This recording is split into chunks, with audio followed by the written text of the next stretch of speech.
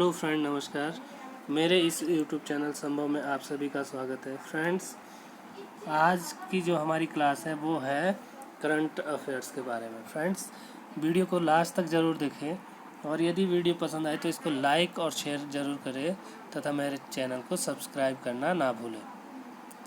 तो फ्रेंड्स, शुरू करते हैं। सबसे पहले पहला जो क्वेश्चन है वो है, भारतीय रिजर्व बैंक आरबीआई ने पीएमसी बैंक पर प्रतिबंध कितने दिनों के लिए बढ़ा दिया है?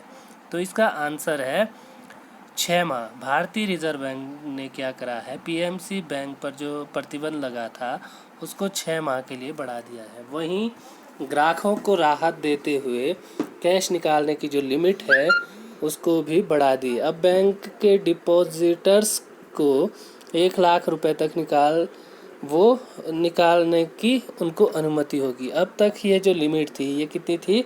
50,000 रुपये थी। आरबीआई के इस फैसले से करीब 84% जो डिपॉजिटर्स थे उनको राहत मिलेगी। और दरअसल आरबीआई ने नियमों के उल्लंघन और गड़बड़ी को लेकर पीएमसी बैंक पर क्या करा था? पाबंदी लगाई थी। दूसरा क्वेश्चन है कि अंतर्राष्ट्रीय योग दिवस किस दिन मनाया जाता है? तो इसका आंसर है सी, 21 जून को। योग से होने वाले फायदों के प्रति लोगों को जागरूक करने के लिए क्या किया गया? दुनिया भर में 21 जून को अंतर्राष्ट्रीय योग दिवस मनाया जाता है। योग दिवस दुनिया भर में पहली बार 21 जून 2015 को मनाया गया था और पीएम नरेंद्र मोदी ने 21 दिसंबर 2014 को संयुक्त राष्ट्र महासभा में एक साथ योग करने की बात कही थी। इसके बाद महासभा ने 11 दिसंबर 2014 को इस प्रस्ताव को स्वीकार किया और तभी से अंतर्राष्ट्रीय योग दिवस अस्तित्व में आया। अगला क्वेश्चन है कि पूर्व आरबीआई गवर्नर उर्जित पटेल को हाल ही में किसका चेयरमैन नियुक्त किया गया? तो इसका आंसर है बी, NIPFP। जो भारतीय रिजर्व बैंक के पूर्व गवर्नर थे उर्जित पटेल, उनको राष्ट्रीय लोक वित्त एवं नीति संस्थान का चेयरमैन नियुक्त किया गया है। आर्थिक शोध संस्थान ने कहा कि उर्जित पटेल 22 जून 2020 से यह पद संभालेंगे। वह विजय केलकर का स्थान लेंगे। विजय केलकर 1 नवंबर 2014 को संस्थान के चेयरमैन का पद संभाला था।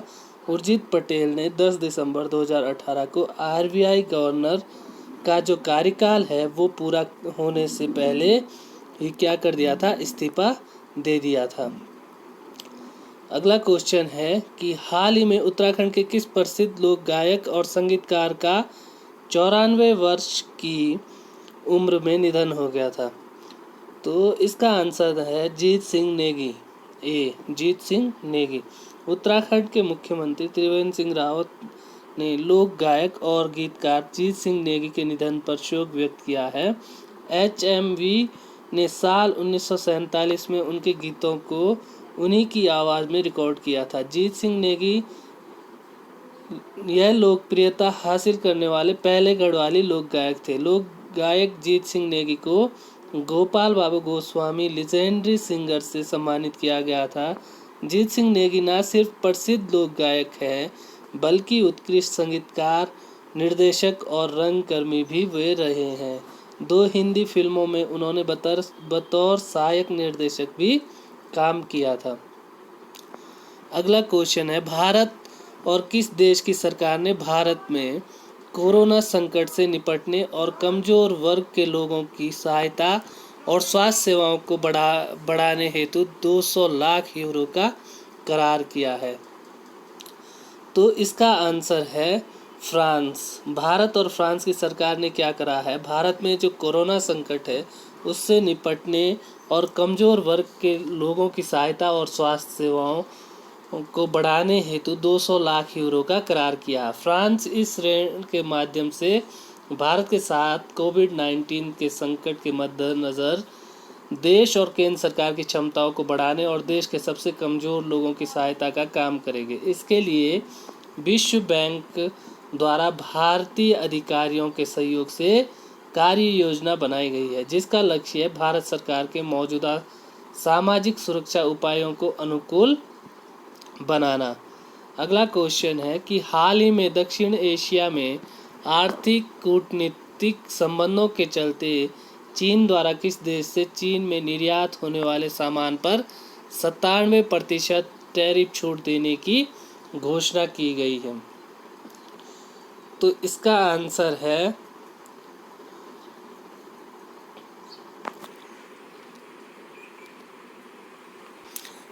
आंसर है बांग्लादेश, डी। यानी कि बांग्लादेश के विदेश मंत्रालय द्वारा इस बात की जानकारी दी गई है कि मत्स्य और चमड़े के उत्पादकों को कवर करने वाली 97% वस्तुओं को चीनी टैरिफ से छूट दी जाएगी। चीन का यह कदम ढाका बीजिंग संबंधों के लिए क्या है, अत्यंत महत्वपूर्ण साबित हो सकता है। बांग्लादेश पहले ही एशिया प्रशांत व्यापार समझौते के तहत 3095 वस्तुओं के लिए टैरिफ छूट प्राप्त करता है। चीन द्वारा की गई नवीनतम जो घोषणा है उसके परिणाम स्वरूप क्या होगा, बांग्लादेश अब कुल 8256 सामानों को चीनी टैरिफ से उसमें छूट दी गई है। कोरोना वायरस के मद्देनज़र वर्ष 2021 में आयोजित होने वाले 93 अकादमी पुरस्कारों अथवा ऑस्कर को कितने माह के लिए स्थगित कर दिया गया है? तो इसका आंसर है सी, 2 माह। नई घोषणा के अनुसार जो अकादमी पुरस्कार है उनको 25 अप्रैल 2021 तक के लिए स्थगित कर दिया गया है। ठीक है, इससे पूर्व इन 93 अकादमी पुरस्कार का आयोजन फरवरी 2021 में होना था। उल्लेखनीय है कि यह चौथी बार है जब ऑस्कर स्थगित किया गया। सर्वप्रथम वर्ष 1938 में लॉस एंजलिस में आई बाढ़ के बाद अकादमी पुरस्कारों को स्थगित किया गया था, जिसके बाद एक बार पुनः वर्ष 1968 में मार्टिन लूथर किंग जूनियर की हत्या के बाद और वर्ष 1981 में 40वें अमेरिकी राष्ट्रपति रोनाल्ड रीगन की हत्या के प्रयास के बाद ऑस्कर को स्थगित किया गया था। अब अगला क्वेश्चन है कि विश्व हाइड्रोग्राफी दिवस का आयोजन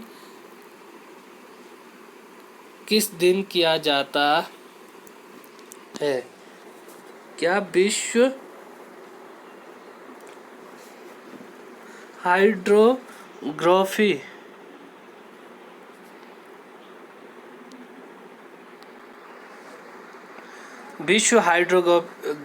दिवस का जो आयोजन है वो कब किया जाता है? 21 जून को किया जाता है। ठीक है, प्रत्येक वर्ष 21 जून को विश्व हाइड्रोग्राफी दिवस का आयोजन किया जाता है।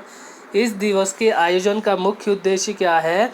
मौजूदा समय में हाइड्रोग्राफी के महत्व और उसकी प्रासंगिक को रेखांकित करना है। ठीक है, हाइड्रोग्राफी का अभिप्राय है विज्ञान की उस शाखा से जिसमें कि क्या होता है, पृथ्वी की सतह के नौगम्य भाग और उससे सटे तटीय क्षेत्रों की जो भौतिक विशेषताएं हैं उनको मापा जाता है एवं उसका जो वर्णन है वो भी उसमें किया जाता है। इसके अंतर्गत क्या होता है, महासागरों, समुद्रों, तटीय क्षेत्रों, झीलों और नदियों आदि को मापने के साथ साथ आगामी समय में इनमें आने वाले विभिन्न जो परिवर्तन है उनकी भी इसमें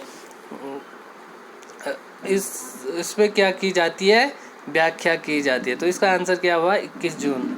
अगला क्वेश्चन है कि हाल ही में किस फुटबॉल संघ ने 2023 महिला वर्ल्ड कप की मेज़बानी की दावेदारी से हटने की घोषणा की है? तो इसका आंसर है जापान, ए। जापान जो फुटबॉल संघ है उसने क्या करा, सोमवार को 2023 महिला वर्ल्ड कप की मेज़बानी की दावेदारी से हटने की घोषणा की है। जापान के हटने से ऑस्ट्रेलिया और न्यूजीलैंड की संयुक्त दावेदारी का जो रास्ता है वो साफ हो गया। महिला वर्ल्ड कप का पिछला जो टूर्नामेंट है वो 2019 में फ्रांस में खेला गया था। ऑस्ट्रेलिया और न्यूजीलैंड की संयुक्त दावेदारी को इस महीने की शुरुआत में फीफा से सर्वश्रेष्ठ आकलन अंक मिले थे। जापान की दावेदारी दूसरे जबकि कोलंबिया की तीसरे स्थान पर आंकी गई थी।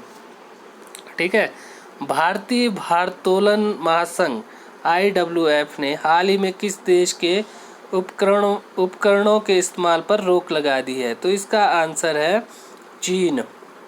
भारतीय भारोत्तोलन जो महासंघ है उसने चीन से आने वाले उपकरणों को खराब बताते हुए चीनी खेल उपकरणों के बहिष्कार की मांग की है। महासंघ ने चीनी कंपनी जेकेसी से पिछले साल भारोत्तोलन सेट मंगवाए थे। महासंघ ने कहा कि उपकरण खराब निकले और भारोत्तोलन उनका इस्तेमाल नहीं कर रहे हैं। मीडिया रिपोर्ट के अनुसार पूर्वी लद्दाख की गलवान घाटी में चीनी सेना के साथ हुई हिंसक संघर्ष में 20 भारतीय सैनिकों की जो मौत हुई है उसके कारण भी यह निर्णय लिया गया है, ऐसा कहा जाता है।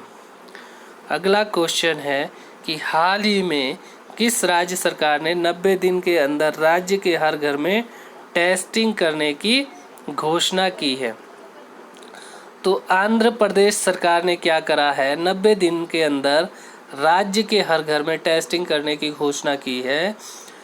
ठीक है, और कोरोना वायरस टेस्टिंग के मामले में आंध्र प्रदेश पूरे देश में पहले स्थान पर है। आंध्र प्रदेश के स्वास्थ्य विभाग के जो विशेष मुख्य सचिव है जवाहर रेड्डी, उनके अनुसार सभी जिलों में कोरोना का जो टेस्ट है वो टेस्ट लैब स्थापित किए गए हैं। राज्य भर में अब तक 6.76 लाख से अधिक टेस्ट करने और प्रति 10 लाख लोगों में औसतन 12,675 लोगों का क्या किया गया है, कोरोना टेस्ट हो चुका है। तो इसका आंसर सी है, आंध्र प्रदेश। ठीक है, अगला क्वेश्चन है कि महानदी कोलफील्ड्स लिमिटेड MCL ने हाल ही में किस राज्य में 60,000 करोड़ रुपए के निवेश करने की योजना तैयार की है।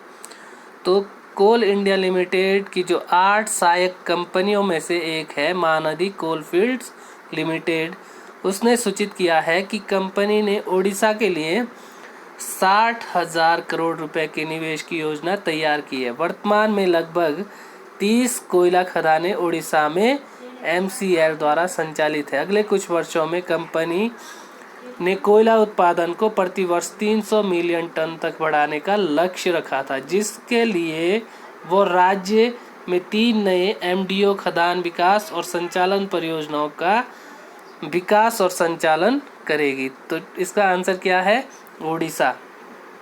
ठीक है, अगला क्वेश्चन है विजय खंडूजा को किस देश में भारत का अगला राजदूत नियुक्त किया गया है। तो इसका आंसर है जिम्बाब्वे। विजय खंडूजा को क्या किया गया है, जिम्बाब्वे में भारत का अगला राजदूत नियुक्त किया गया है। वे वर्तमान में विदेश मंत्रालय में निदेशक के रूप में कार्यरत है। विजय खंडूजा की नियुक्ति आर मसुकई की जगह की गई है, जो रोमानिया में भारत के अगले राजदूत होंगे। ठीक है, अगला क्वेश्चन है विश्व संगीत दिवस किस दिन मनाया जाता है। तो इसका आंसर है 21 जून को। प्रत्येक वर्ष क्या होता है, 21 जून को विश्व संगीत दिवस मनाया जाता है। इस दिवस के आयोजन का मुख्य उद्देश्य है संगीत के माध्यम से शांति और सद्भावना को बढ़ावा देना। विश्व संगीत दिवस सर्वप्रथम 21 जून 1982 को फ्रांस में मनाया गया था। ठीक है, तो ये इसका आंसर है। पद्मश्री पुरस्कार से सम्मानित विद्यावेन शाह का हाल ही में निधन हो गया है। वे किस क्षेत्र से जुड़ी थी। तो इसका आंसर है बी, सामाजिक कार्यकर्ता। पद्मश्री पुरस्कार से सम्मानित जो सामाजिक कार्यकर्ता विद्यावेन शाह का हाल ही में निधन हो गया है। उन्होंने 1970 के दशक में शहर के निवासियों के बीच सांस्कृतिक आदान प्रदान की सुविधा के लिए महात्मा गांधी संस्कृत केंद्र की स्थापना की थी। ठीक है, विद्यावेन शाह को बाल कल्याण के क्षेत्र में उत्कृष्ट सेवाओं के लिए राष्ट्रीय पुरस्कार से सम्मानित किया गया। इसके बाद 1992 में उन्हें क्या किया गया, पद्मश्री पुरस्कार से भी सम्मानित किया गया था। उन्होंने भारतीय बाल कल्याण परिषद के अध्यक्ष के रूप में भी काम किया था।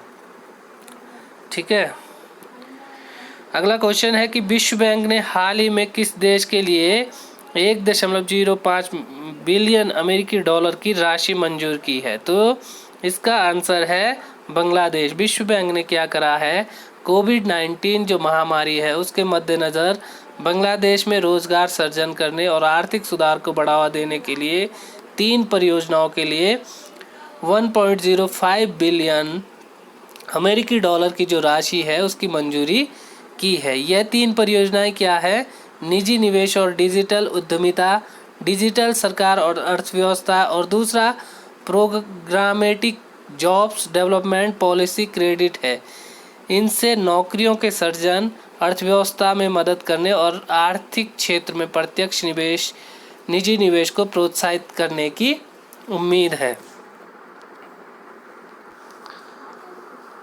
एसबीआई की एक रिपोर्ट के अनुसार लॉकडाउन के कारण प्रति व्यक्ति आय में निम्न में से कितने प्रतिशत गिरावट आई है? तो इसका आंसर है ए 5.4%। कोरोना वायरस महामारी के बाद देश में विभिन्न राज्यों में लोगों की आय का जो अंतर है वो कम हो जाएगा। इस दौरान धनी राज्यों की आय में गरीब राज्यों के मुकाबले अधिक कमी आने की संभावना है। रिपोर्ट में कहा गया है कि वित्त वर्ष 2020-21 के दौरान अखिल भारतीय स्तर पर प्रति व्यक्ति आय 5.4% घटकर 1.43 लाख रुपए सालाना रह जाएगी। रिपोर्ट के अनुसार चालू वित्त वर्ष के दौरान महाराष्ट्र, गुजरात, तेलंगाना और तमिलनाडु जैसे धनी माने जाने वाले शहरों की प्रति व्यक्ति आय में 10 से 12% तक की गिरावट आने का अनुमान है। ठीक है, अगला क्वेश्चन है कि किस देश ने हाल ही में अपने बायडू नेविगेशन सैटेलाइट सिस्टम के लिए अंतिम उपग्रह का सफलतापूर्वक प्रक्षेपण किया है? तो इसका आंसर है सी, चीन। दक्षिण पश्चिमी चीन के सिचुआन प्रांत स्थित जो चीचांग उपग्रह प्रक्षेपण केंद्र है उससे 23 जून 2020 को इस उपग्रह को प्रक्षेपित किया गया। इस सैटेलाइट को पहले 16 जून को लॉन्च किया जाना था, लेकिन तकनीकी दिक्कतों के चलते आखिरी समय इसके प्रक्षेपण को रद्द कर दिया गया और पहली बायडू सैटेलाइट ने साल 2000 में कक्षा में प्रवेश किया था और दिसंबर 2012 में एशिया प्रशांत क्षेत्र चीन के घरेलू यूजर को पोजिशनिंग, नेविगेशन, टाइमिंग और मैसेजिंग सर्विस प्रदान कर रहा है। BDS प्रणाली ने साल 2018 के अंत में वैश्विक सेवाएं प्रदान करना शुरू कर दिया है। ठीक है, अगला क्वेश्चन है राजस्थान के मुख्यमंत्री अशोक गहलोत ने हाल ही में किस रसोई योजना को लॉन्च करने की घोषणा की है? तो इसका आंसर है ए, इंदिरा रसोई योजना। यानी कि मुख्यमंत्री अशोक गहलोत ने क्या करा है, कोरोना के खिलाफ लड़ाई में जन जागरण अभियान की शुरुआत करते हुए कहा कि राजस्थान में अब कोई भूखा नहीं सोएगा। उन्होंने बताया कि राज्य सरकार इस योजना पर प्रतिवर्ष कितना 100 करोड़ रुपए खर्च करेगी। इस योजना का जो मुख्य उद्देश्य है वो क्या है? जरूरतमंद लोगों को 2 समय का शुद्ध पौष्टिक भोजन रियायती दर से उपलब्ध करवाया जाना इसका मुख्य उद्देश्य है। तो इसका आंसर क्या है? इंदिरा रसोई योजना। अगला क्वेश्चन है कि credit rating agency Moody's investors service ने भारतीय अर्थव्यवस्था के आकार में 2020 में कितने फीसदी की गिरावट आने का अनुमान व्यक्त किया है? तो इसका जो आंसर है वो है 3.1%। एजेंसी ने क्या करा है, भारत और चीन के बीच सीमा पर तनाव के कारण एशिया में भौगोलिक स्थितियों में बदलाव आने का भी आशंका व्यक्त की है। ठीक है, इससे पहले मूडीज ने अप्रैल में भारत के सकल घरेलू उत्पाद GDP में 2020 में 0.2% की वृद्धि का अनुमान व्यक्त किया था। हालांकि मूडीज का मानना है कि इसके बाद 2021 में भारतीय अर्थव्यवस्था तेजी से वापसी करेगी और 6.9% की दर से वृद्धि दर्ज कर सकती है। ठीक है, तो इसका आंसर क्या है? 3.1%। अगला क्वेश्चन है कि अंतर्राष्ट्रीय विधवा दिवस किस दिन मनाया जाता है?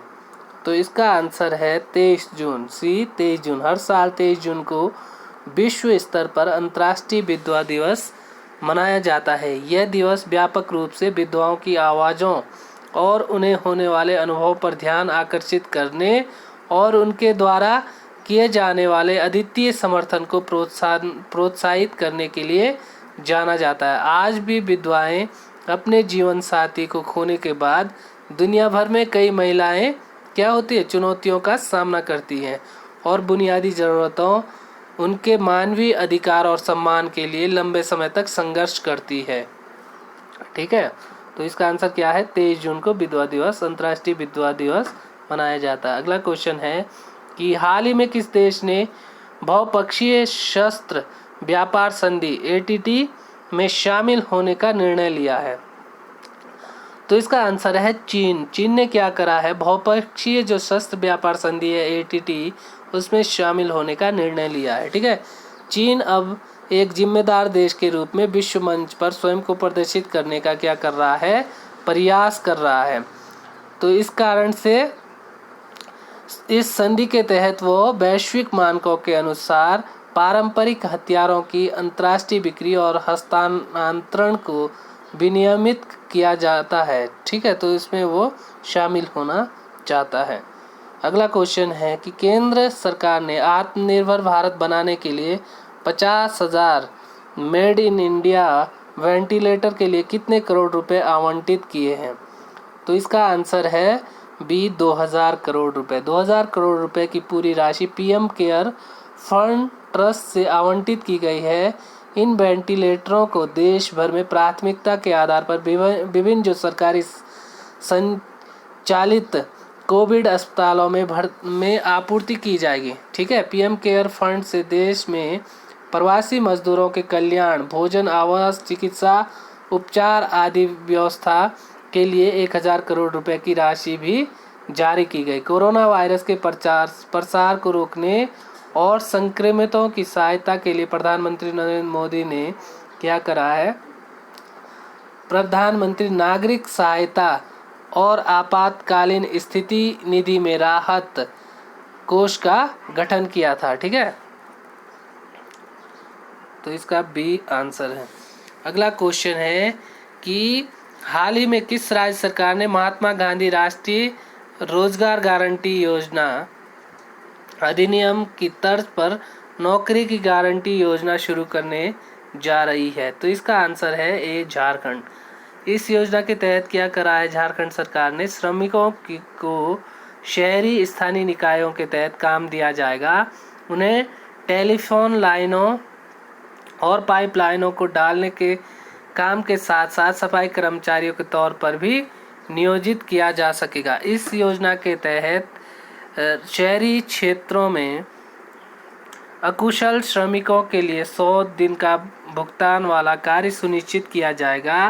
केरल के बाद झारखंड शहरी गरीबों के लिए रोजगार गारंटी योजना शुरू करने वाला देश का क्या बन गया? दूसरा राज्य बन गया। ठीक है, केरल सरकार ने गारंटीकृत रोजगार के लिए अयनकाली शहरी रोजगार गारंटी योजना चलाई थी। अगला क्वेश्चन है भारतीय टीम के किस पूर्व सलामी बल्लेबाज और घरेलू क्रिकेट के दिग्गज खिलाड़ी और आगामी घरेलू सत्र के लिए उत्तराखंड का मुख्य कोच नियुक्त किया है? तो इसका आंसर है वसीम जाफर। लगभग 2 दशक तक क्रिकेट खेलने के बाद जाफर ने इस साल मार्च में संन्यास लिया था। उन्होंने प्रथम श्रेणी और घरेलू प्रतियोगिताओं में मुंबई और विदर्भ का प्रतिनिधित्व किया। वे पहली बार किसी टीम के साथ मुख्य कोच के रूप में जुड़ रहे हैं। उत्तराखंड की टीम 2018-19 में रणजी ट्रॉफी में पदार्पण करते हुए क्वार्टर फाइनल में पहुंची थी, लेकिन पिछले सत्र में टीम ग्रुप सी से ग्रुप डी में रिलीगेट हो गई। वसीम जाफर 31 अंतर्राष्ट्रीय टेस्ट वो 2 वनडे मैच खेल चुके। उनके नाम सबसे ज़्यादा रणजी मैच खेलने का भी रिकॉर्ड दर्ज है। ठीक है, तो इसका आंसर है वसीम जाफर। अगला क्वेश्चन है कि किस राज्य सरकार ने हाल ही में प्रज्ञान भारती योजना शुरू की है? तो इसका आंसर है सी, असम। असम सरकार ने क्या करा है? प्रज्ञान भारती योजना शुरू की है। ठीक है, असम सरकार ने कोरोना वायरस महामारी के समय वित्तीय कठिनाइयों का सामना कर रहे छात्रों को वित्तीय सहायता देने के लिए इस योजना की शुरुआत की है। असम प्रज्ञान भारती योजना उन सभी श्रेणी के छात्रों के लिए लाभकारी होगी जैसे कि सरकार में अध्ययन कर रहे हैं। इस योजना के तहत छात्रों को सरकार के दायरे में विभिन्न कॉलेजों और स्कूलों में प्रवेश पाने के लिए प्रवेश शुल्क की पेशकश की जाएगी और सरकार शैक्षणिक ऋण के लिए छात्र को 50,000 रुपये की एकमुश्त सब्सिडी देने के लिए तैयार है। तो अगला क्वेश्चन है कि विजडन इंडिया के एक पोल के अनुसार पिछले 50 वर्षों में सर्वश्रेष्ठ टेस्ट क्रिकेटर का पोल किस खिलाड़ी ने जीत लिया है? तो इसका आंसर है राहुल द्रविड़। विजडन इंडिया के एक सर्वे में राहुल द्रविड़ को भारत के पिछले 50 साल के टेस्ट इतिहास का सर्वश्रेष्ठ बल्लेबाज चुना गया है। विजडन द्वारा कराए गए इस पोल में कुल 11,400 लोगों ने वोटिंग की। इसमें द्रविड़ को 52 और तेंदुलकर को 48% वोट मिले। द वॉल के नाम से मशहूर राहुल द्रविड़ पोल के शुरुआती दौर में सचिन से पिछड़ गए थे, लेकिन धीरे धीरे वो सचिन से आगे निकल गए। अगला क्वेश्चन है कि हाल ही में किस राज्य सरकार ने कोरोना संक्रमण के कारण लॉकडाउन को 31 जुलाई तक बढ़ा दिया है? तो इसका आंसर है पश्चिम बंगाल। सी, पश्चिम बंगाल की जो ममता बनर्जी सरकार है उसने राज्य में कोरोना वायरस संक्रमण को फैलने से रोकने के लिए राज्य में लॉकडाउन को 31 जुलाई तक बढ़ाने का आदेश जारी किया है। पश्चिम बंगाल में फिलहाल जारी लॉकडाउन 30 जून को समाप्त होने वाला था। इस दौरान पहले की तरह जारी कुछ जो निश्चित छूट है वो बरकरार रहेगी। इससे पहले राज्य के शिक्षा मंत्री पार्थ चटर्जी ने भी राज्य में स्कूल, कॉलेज और विश्वविद्यालयों को आगामी 31 जुलाई तक बंद रखने की घोषणा की है। ठीक है, अगला क्वेश्चन है कि हाल ही में किस देश ने भारत के बाहर पहली योग यूनिवर्सिटी खोलने की आधारशिला रखी है? तो इसका आंसर है सी, अमेरिका। छठा जो अंतर्राष्ट्रीय योग दिवस है उसको मनाने के लिए भारत के बाहर पहले योग विश्वविद्यालय की लॉस एंजलिस में स्थापना की गई। स्वामी विवेकानंद योग फाउंडेशन के जो कुलाधिपति है एवं प्रख्यात जो योग गुरु डॉक्टर HR नागेंद्र इसके क्या होंगे? पहले अध्यक्ष होंगे। विदेश राज्य मंत्री व मुरलीधरन ने इस मौके पर कहा कि स्वामी विवेकानंद ने अमेरिका से भाईचारे का संदेश दिया था और भारत के बाहर पहले योग विश्वविद्यालय के जरिए योग का संदेश भी अमेरिका से दुनिया में प्रसारित किया था। ठीक है, तो इसका आंसर क्या है? अमेरिका। अगला क्वेश्चन है कि किस भारतीय अर्थशास्त्री को नोबेल पुरस्कार विजेता ने साल 2020 के जर्मन बुक ट्रेड का प्रतिष्ठित जो शांति पुरस्कार वो जीता है? तो इसका आंसर है ए, अमर्त्य सेन। जर्मनी के प्रकाशकों और पुस्तक विक्रेताओं के संगठन ने जर्मन बुक ट्रेड ने भारतीय अर्थशास्त्री और दार्शनिक अमर्त्य सेन को 2020 के शांति पुरस्कार के लिए चुना है। भारतीय अर्थशास्त्री अमर्त्य सेन को विश्व भर में फैले सामाजिक अन्याय को उजागर करने और उनके काम के लिए सम्मानित किया गया है। अमेरिका की हार्वर्ड यूनिवर्सिटी में पढ़ाने वाले प्रोफेसर अमर्त्य सेन को साल 1998 में नोबेल शांति पुरस्कार से भी नवाजा गया था। ठीक है, अगला क्वेश्चन है कि हाल ही में किस राज्य सरकार ने गोपालन का लाभप्रद बनाने, गोबर प्रबंधन और पर्यावरण सुरक्षा के लिए गोधन न्याय योजना शुरू करने का फैसला किया? तो इसका आंसर है छत्तीसगढ़। छत्तीसगढ़ के मुख्यमंत्री जो भूपेश बघेल है उन्होंने पशुपालन और व्यावसायिक रूप से लाभदायक बनाने और मवेशियों द्वारा खुले में चराई को रोकने, सड़कों पर आवारा पशुओं की समस्या को हल करने और पर्यावरण संरक्षण के लिए राज्य में गोधन न्याय योजना शुरू करने की घोषणा की है। उन्होंने कहा है कि राज्य में पशुपालकों के वित्तीय हित की रक्षा के लिए गोधन न्याय योजना एक कारगर कदम साबित होगी। इस योजना की शुरुआत राज्य में हरेला पर्व के शुभ दिन से होगी। इस योजना के अंतर्गत पशुपालकों को लाभ पहुंचाने के लिए गोबर की खरीद की जाएगी। ठीक है, तो इसका आंसर क्या था? छत्तीसगढ़। अगला क्वेश्चन है कि साल 2023 में होने वाले महिला विश्व फुटबॉल के लिए ऑस्ट्रेलिया और किस देश को संयुक्त मेज़बानी मिली है? तो इसका आंसर है डी, न्यूजीलैंड। 2023 में होने वाले महिला फुटबॉल वर्ल्ड कप की जो मेज़बानी है वो ऑस्ट्रेलिया और न्यूजीलैंड को मिल गई है। जापान जो है वो पहले इस टूर्नामेंट की मेज़बानी से पीछे हट गया था। इसके बाद ऑस्ट्रेलिया और न्यूजीलैंड की दावेदारी काफ़ी मजबूत हो गई थी। फीफा ने कहा कि ऑस्ट्रेलिया और न्यूजीलैंड के फुटबॉल फेडरेशन को 35 वोटों में से 22 वोट हासिल हुए, जिसमें वो इस टूर्नामेंट की मेज़बानी लेने में सफल हो सके। ठीक है। ऑस्ट्रेलिया न्यूजीलैंड ने इससे पहले कभी महिला विश्व कप की मेज़बानी नहीं की। यह पहला अवसर होगा जबकि दो परिसंघ मिलकर विश्व कप का आयोजन करेंगे। अगला क्वेश्चन है कि किस राज्य सरकार ने हाल ही में गतिविधि आधारित एक विशेष शिक्षा पहल एक टू खेलो एक टू पढ़ो शुरू करने की घोषणा की है? तो इसका आंसर है त्रिपुरा सरकार।